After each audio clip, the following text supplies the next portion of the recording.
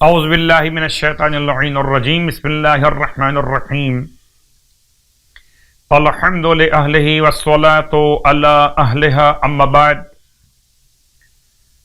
شعبان المعظم کے فضائل اور مناقب کے بیان میں لفظ دعا، لفظ مناجات۔ دعا مانے پکارنا، مناجات معنی سرگوشی میں کچھ کہنا۔ معصوم کی بارگاہ سے دعا بھی نقل ہوئی اور سرگوشی کے حوالے سے مناجات بھی۔ خدا نصیب کرے مسجد کوفہ میں محراب امیر المومنین میں محراب شہادت میں مناجات مولائے کائنات کی تلاوت کا موقع۔ یہ جو مناجات شعبانیہ کے کلمات بیان کیے جا رہے ہیں یہ ماہ شعبان سے مخصوص۔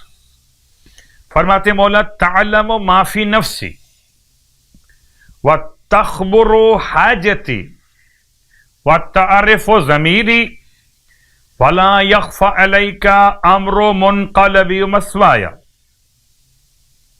اے خدا، تو میرے نفس میں کیا ہے وہ جانتا ہے، تو میری حاجتوں سے باخبر ہے، تو میرے پوشیدہ کو بھی پہچانتا ہے، تجھ پر پوشیدہ اور مخفی نہیں میرا کوئی بھی معاملہ،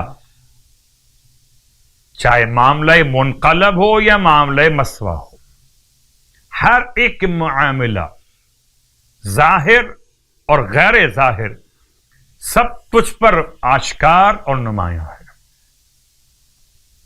وما اريد ان ابدی بہ من منطقی، اور اے خدا میں نہیں چاہتا کہ یہ معاملہ میں سب کے سامنے ظاہر کروں۔ اللہ اکبر۔ یہی سمجھیے کہ مکتب عشق میں مانگنا عیب ہے، میں بھی خاموش ہوں وہ بھی خاموش ہیں، ان کو سب ہے خبر اس لیے چپ ہوں میں، کیا ہوا آنکھ میں گر نمی آ گئی۔ وہاں معاملہ عشق زبان شاعر میں، یہاں معاملہ عبدیت بس زبان مولا میں۔ ماہ شعبان کی آج کی رات کی نماز سرکار ختم یہ مرتبہ صلی اللہ علیہ وآلہ وسلم کی روایت میں 2 رکعت نماز 24ویں شب ماہ شعبان کی نیت سے پڑھی جائے گی۔ اس نماز کا طریقہ الحمد کے بعد ہر رکعت میں سورہ نصر کو اذا جاء نصر اللہ، اس سورے کو 10 بار پڑھنا ہے۔ ثواب اتنا کہ خداوند عالم اس کے پڑھنے والے کو نماز کے جہنم اور عذاب قبر سے آزادی عطا فرمائے اور اس کے حساب کو مختصر فرما دے گا، اور اسے آدم اور نوح علیہم السلام اور تمام پیغمبران کا دیدار نصیب فرمائے گا اور مقام شفاعت سے اسے مکرم فرمائے گا۔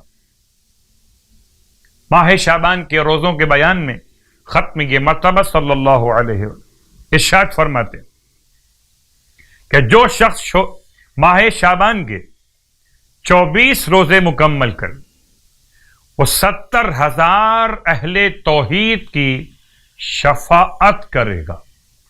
اللہ اکبر۔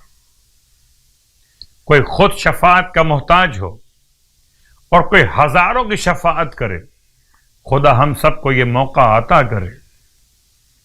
ماہ مبارک شعبان کے صیام اور قیام کی توفیق عطا فرمائے، الہی آمین۔